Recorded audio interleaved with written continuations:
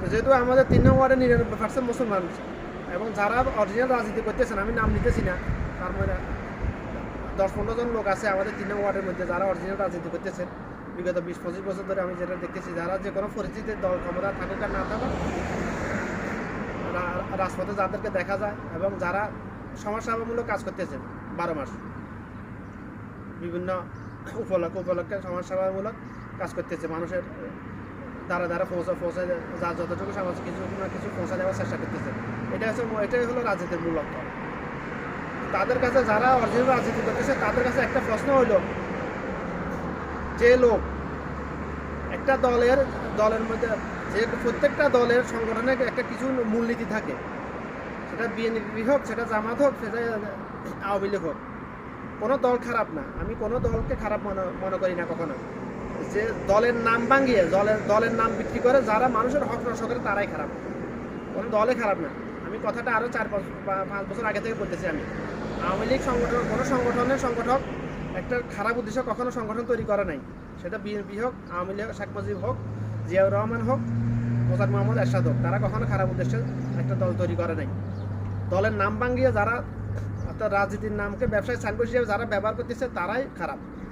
যারা মানুষের হক নষ্ট করে, লুটপাট করে, সিন্ডিকেট করে, দেশের অর্থ সম্পদ পঙ্গু করে দিয়েছে, বিদেশে পাচার করে, তারাই খারাপ, তারাই হারামখোর, তারা কখনো রাজনীতিবিদ হতে পারে না, তারা হচ্ছে দুর্নীতিবিদ। তারাই ব্যবসায় শব্দটাকে সাইনবোর্ড, রাজনীতি শব্দটাকে ব্যবসায় সাইনবোর্ড হিসেবে ব্যবহার করতেছে।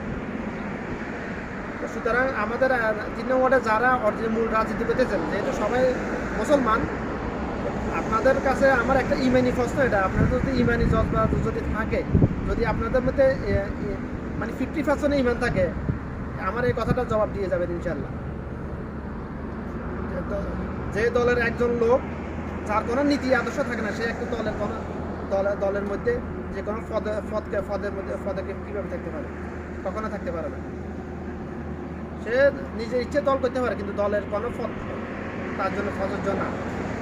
আমি নাম নিতেছি না। যদি আপনাদের যদি ইমানের যদি লেভেল থাকে আপনাদের মধ্যে, জিজ্ঞাসা করলে তখন নাম নিতে পারবো। যদি আপনাদের ইমানি জজবা যদি আসলে থাকে, যদি আপনারা আসলে কর্মগতভাবে মুসলমান হয়ে থাকেন, আপনাদের কাছে আমার প্রশ্ন, আপনারা যদি আমাদের জিজ্ঞাসা করেন তখন আমি তার নাম প্রকাশ করবো যার কথা বলতেছি। যে বিএনপি একটা বিগত সরকারের আমলে, বিএনপি ক্ষমতার আমলে, বিএনপির ওয়ার্ড পর্যায়ে যে পদের মধ্যে ছিল,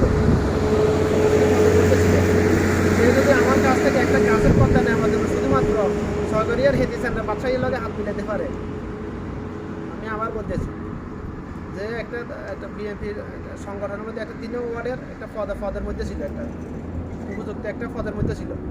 সে যদি আমার কাছ থেকে একটা গাছের পর্দা নেওয়ার জন্য শুধুমাত্র, আজকে প্রায় 12 বছর আগে আমি যখন কাঠের ব্যবসা করেছিলাম, নেওয়ার জন্য শুধুমাত্র সরকারিয়ার হেতি সেন্টার বাদশাহীর সাথে হাত মিলাতে পারে, হাত মিলে আমার গাছের পর্দা নিয়ে আমার প্রায় 4,500 টাকা সে খেয়ে ফেলেছে।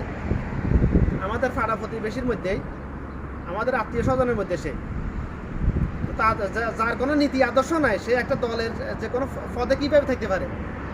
যারা আসলে সত্যিকার অর্থে দল করতেছেন, রাজনীতি করতেছেন, তাদের কাছে আমার প্রশ্ন, আমার কথা, এটা জবাব দিয়ে যাবেন। যেহেতু আমাদের 3 নং ওয়ার্ডের 99% মুসলমান, আসলে শুধু জন্মগতভাবে মুসলমান হলে হবে না, মুসলমান কর্মগতভাবে হতে হবে। মুসলমান শব্দটির অর্থ হলো যে নিজেকে আত্মসমর্পণ করেছে আল্লাহর কাছে, তাকে বলা হয় মুসলমান। তো আপনারা যদি মুসলমান হয়ে থাকেন প্রকৃতপক্ষে, আমার কথাটা জবাব দিয়ে যাবেন ইনশাআল্লাহ।